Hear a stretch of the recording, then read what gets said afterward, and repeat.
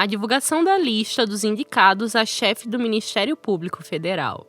Um cargo de suma importância para o funcionamento da máquina pública, que representa os interesses da União e deve fiscalizar a execução e o cumprimento das leis. Eu sou a Suzana Souza e esse é o Durma Com Essa, o podcast de notícias do Nexo.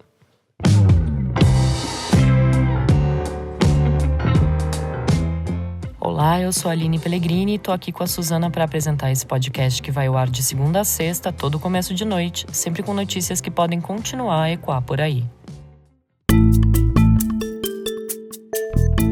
Terça-feira, 30 de maio de 2023.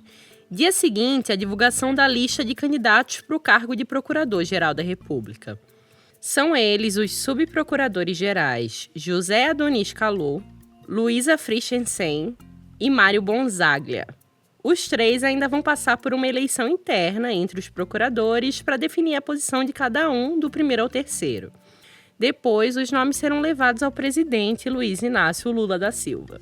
É dessa seleção que sai a chamada lista tríplice da PGR. O mandato do atual procurador-geral, Augusto Aras, que foi indicado por Jair Bolsonaro, termina em setembro. Ele até poderia ser reconduzido ao cargo, já que não existe um número limite de mandatos. Mas o Lula já deu indicações de que não pretende continuar com o Aras. O cargo de Procurador-Geral da República é um dos mais importantes no funcionamento da máquina pública. Ele é o chefe do Ministério Público Federal e tem como prerrogativa, entre outras atribuições, propor ações aos tribunais superiores contra políticos com foro privilegiado, incluindo o próprio presidente, que é quem o indica ao cargo. Entre os candidatos da atual lista tríplice, o Bonzaglia é um que concorre ao cargo pela quinta vez. Ele é membro da carreira há 32 anos e participou de todas as disputas para a Procuradoria-Geral desde 2015. Em 2019, o ano em que o Bolsonaro escolheu o Aras pela primeira vez, o Bonzaglia havia ficado em primeiro na lista feita pela categoria. Outra candidata que também já esteve na lista outras vezes é a Luísa Frischensen, que concorre pela terceira vez. Ela trabalha no Ministério Público há 31 anos. Em 2021, quando Bolsonaro deu um novo mandato a Aras, ela tinha ficado em primeiro lugar. O José Adonis Calot é o único estreante na lista, apesar de também ter uma longa carreira no Ministério Público, trabalhando no órgão há 31 anos. Ele coordenou a equipe da Lava Jato na PGR, mas saiu da função depois de 3 meses por supostos desentendimentos com Aras. Os três foram os únicos a se candidatarem dentro do Ministério Público, mas não existe a obrigação legal por parte dos presidentes da República de escolher um dos candidatos da lista tríplice. Mas daí você pode se perguntar, então para que existe essa lista? Bom, a partir da Constituição de 1988, o Ministério Público ganhou mais independência, se desvinculando do governo. Isso apesar do Procurador-Geral ainda ser indicado pelo presidente. Nesse sentido, o Ministério Público é visto como uma espécie de quarto poder, descolado do Executivo, do Legislativo e do Judiciário. Essa independência ganhou mais força ainda com a lista tríplice da categoria. Desde 2001, os procuradores realizam essa eleição interna e entregam os 3 nomes mais votados para o presidente escolher o procurador-geral, com mandato de 2 anos. Como a gente já disse, isso é apenas uma indicação dos procuradores, que acreditam que a escolha a partir da lista seja uma forma mais democrática de chegar ao cargo.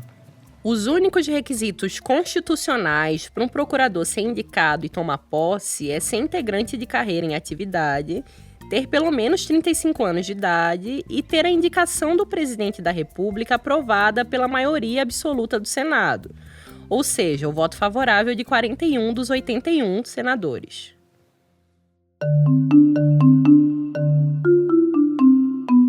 A lista tríplice começou a ser sugerida para os presidentes em 2001, ainda no mandato do tucano Fernando Henrique Cardoso.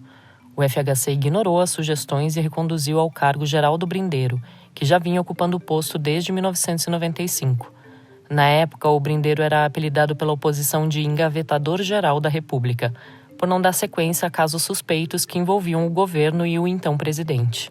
Nos anos seguintes, já nos governos dos petistas Lula e Dilma Rousseff, o escolhido para ocupar o cargo sempre foi o primeiro da lista sugerida pelos integrantes do Ministério Público Federal. Entre eles estiveram procuradores gerais que denunciaram integrantes do PT no escândalo do Mensalão e depois na Operação Lava Jato. Daí, em 2016, veio o impeachment de Dilma e o vice dela, o Michel Temer, assumiu o cargo de presidente da República. Temer então não escolheu o mais votado na eleição interna dos procuradores, mas recorreu à lista a fim de pôr no comando do Ministério Público Federal a segunda colocada, a Raquel Dodge, em setembro de 2017. Ela foi a primeira mulher a ocupar o posto. Em 2019, quando seu mandato estava no fim, a Dodge já lidava com um desgaste dentro do governo Bolsonaro e não foi reconduzida ao cargo. Então, chegou a vez de Bolsonaro indicar o Procurador-Geral da República. Ele optou por não seguir a lista, ignorar as indicações e escolheu Augusto Aras. Na época, o Bolsonaro falou diversas vezes que queria alguém alinhado com os seus pensamentos, que não poderia ser um, entre aspas, xiita ambiental e que o procurador-geral não deveria supervalorizar as minorias. Desde a sua primeira indicação, o Aras foi visto com muita desconfiança por ter uma relação próxima com Bolsonaro. Em 2021, ele foi reconduzido ao cargo mesmo diante de questionamentos de parlamentares e colegas de Ministério Público Federal sobre a sua parcialidade a favor do então presidente da República. Alguns episódios foram mais emblemáticos nessa desconfiança da atuação de Aras. Por exemplo, no primeiro semestre de 2020, quando Bolsonaro participou de diferentes atos que tinham como pauta a defesa de um golpe militar e do fechamento do Supremo e do Congresso, o que é inconstitucional. Sob pressão, a PGR até pediu a abertura de um inquérito para investigar os financiadores desses atos, mas em junho de 2021 pediu o arquivamento do caso. O ministro do Supremo, Alexandre de Moraes, aceitou o pedido de arquivamento, mas abriu outro inquérito semelhante a pedido da Polícia Federal. Em agosto de 2021, a Procuradoria-Geral, pressionada por diversos ministros do Supremo pela inação, fez outro pedido ao tribunal para investigar bolsonaristas sob suspeita de incitarem atos violentos contra o Congresso e o Supremo. Mas o Bolsonaro nunca foi colocado por Aras entre os investigados. O procurador-geral chegou a corroborar a tese de Bolsonaro sobre o uso das Forças Armadas contra outros poderes, mas depois recuou. Outro exemplo foi a inação de Aras diante da desastrosa condução da pandemia de Covid-19 no país, que deixou mais de 700 mil mortos. Enquanto Bolsonaro promovia aglomerações e incitava que outras pessoas também as fizessem, Aras não abriu nenhuma investigação contra o ex-presidente e chegou a tomar medidas para inibir a atuação de outros procuradores, como foi relatado por diversos jornais à época. O Bolsonaro também não foi alvo de investigações pela PGR por ter incentivado o uso de medicamentos que não tinham eficácia comprovada no tratamento da Covid. A mesma inação aconteceu no caso Covaxin, quando a CPI da Covid revelou que Bolsonaro sabia de indícios de irregularidades na compra da vacina indiana. Agora, em 2023, já sob o governo Lula, após os ataques golpistas de bolsonaristas às sedes do Congresso, Planalto e Supremo em 8 de janeiro, a PGR não teve como ficar parada. Ao todo, 1.390 pessoas foram denunciadas pelos ataques, sendo 239 classificadas como executoras e outras 1.150 como incitadoras de violência. As denúncias estão sendo analisadas pelo Supremo, que também conduz investigações sobre os ataques. O Aras tem tentado se alinhar com o governo Lula. A atuação mais presente nas investigações do 8 de janeiro é um aceno do atual procurador-geral ao presidente. Mas não há sinais de que o Lula possa escolher Aras, embora ele queira permanecer no cargo. Lula, inclusive, já comentou que não tem a pretensão de se guiar mais pela lista tríplice, como fez em mandatos anteriores. Em entrevista ao jornalista Reinaldo Azevedo em março, ele falou sobre a expectativa para a escolha do novo procurador-geral, como você ouve a seguir. Eu vou pensar muito. O critério vai ser um critério pessoal, de muita meditação, vou conversar com muita gente. Eu só espero escolher, com a graça de Deus, um cidadão que seja decente, digno, de muito caráter, e que esse cidadão seja respeitado pelos bons serviços prestados ao país. Eu não penso mais em lista tríplice. De acordo com o portal UOL, o subprocurador Antônio Carlos Bigonha, que é um crítico à Operação Lava Jato, é uma possibilidade para Lula. O Bigonha tem a simpatia de uma ala do PT pelo seu posicionamento crítico à operação que culminou na prisão de Lula em 2018. Outro nome forte é do vice-procurador eleitoral Paulo Branco. De perfil conservador, o Branco é próximo ao Gilmar Mendes, decano do STF, que foi indicado por Lula em mandato anterior. O presidente tem, a princípio, até setembro para escolher o novo nome que vai ocupar o cargo de procurador-geral por mais 2 anos. Se a vaga não for preenchida até lá, quem assume interinamente é o vice-presidente do Conselho Superior do Ministério Público Federal, que ficaria no comando até que o indicado do presidente fosse aprovado no Senado. A expectativa, porém, é que Lula tome a decisão antes.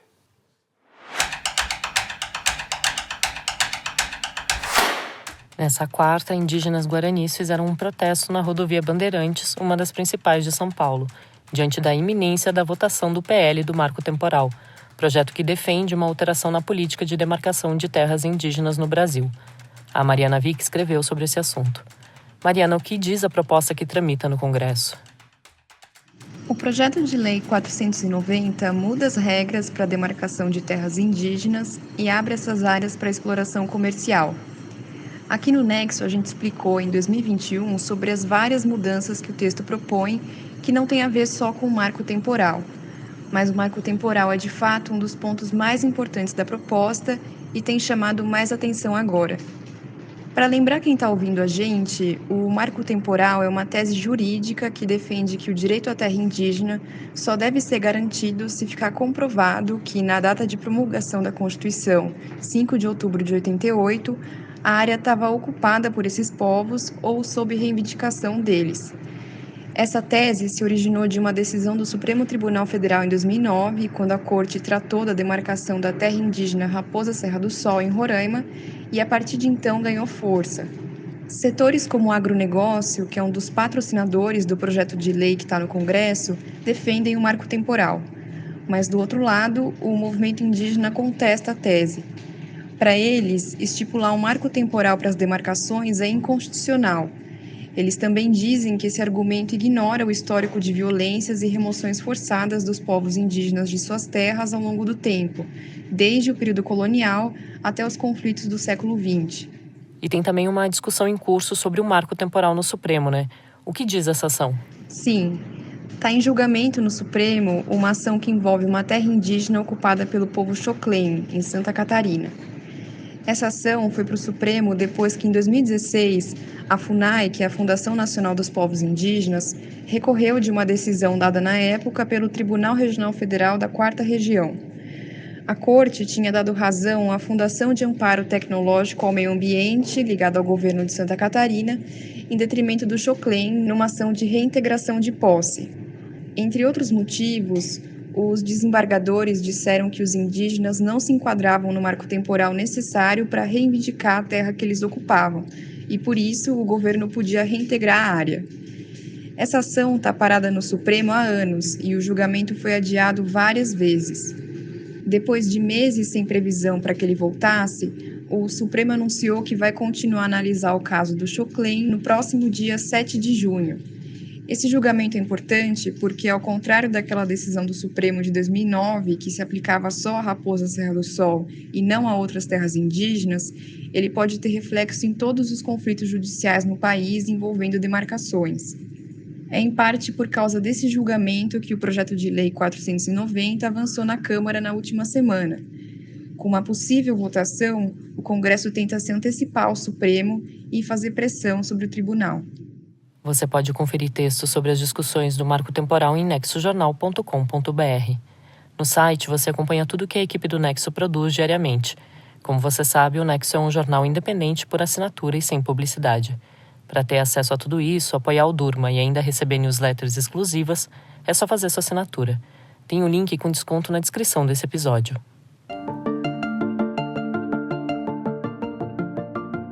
O Brasil tem o potencial de capturar mais de 190 milhões de toneladas de carbono por ano. É isso que afirma o primeiro relatório anual de captura e armazenamento de carbono, publicado em 16 de maio pela organização CCS Brasil.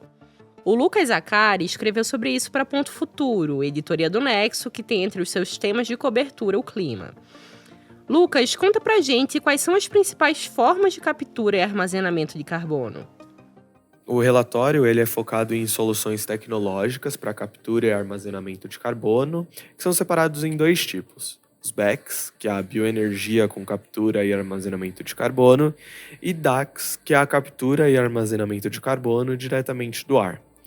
O processo de BECCS é carbono negativo, ou seja, ele retira mais gases do efeito estufa do que emite, contando com a fotossíntese de vegetais utilizados em combustíveis, como o etanol ou o biometano. Já a DAX é uma grande estrutura capaz de retirar o CO2 do ar e armazená-lo. Também tem outras formas naturais de remoção do carbono, como o próprio reflorestamento, e a formação de bolhas através da interação do gás carbônico com líquidos. As soluções tecnológicas seriam utilizadas principalmente nos setores energéticos, como nas termoelétricas, e na indústria, como em siderúrgicas e na indústria de fertilizantes.